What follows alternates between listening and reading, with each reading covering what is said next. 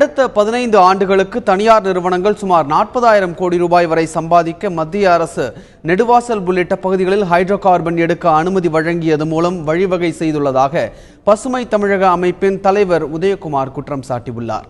நெடுவாசலில் செய்தியாளர்களிடம் பேசிய அவர் இதனை தெரிவித்தார். தனியார் நிறுவனங்கள் அடுத்த 15 ஆண்டுகளுக்கு ஒப்பந்தம் போட்டு அங்கே இருக்கிற எண்ணெயை அல்லது நிலக்கரியை தோண்டி எடுத்துக்கொள்ளலாம் என்ற ஒரு திட்டத்தை அறிமுகப்படுத்தி இருக்கிறது.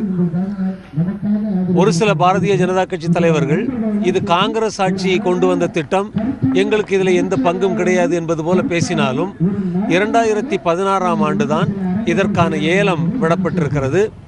அதிலே 5 பொதுத்துறை நிறுவனங்களும் 28 தனியார் நிறுவனங்களும் 5 வெளிநாட்டு நிறுவனங்களும் பங்கு பெற்று ஏலத்தை பிடித்திருக்கிறார்கள். இந்த 31 இடங்களையும் 28 தனியார் நிறுவனங்களுக்கு தாரை வார்த்திருக்கிறார்கள். அடுத்த 15 ஆண்டுகளுக்கு இவர்கள் 49,000 கோடி ரூபாய் வருமானம் கிடைக்கிற நடவடிக்கைகளில் இறங்கலாம் என்றும், அரசுக்கு வெறும் 9,600 கோடி ரூபாய் மட்டுமே வருமானம் கிடைக்கும் என்றும் சொல்கிறார்கள்.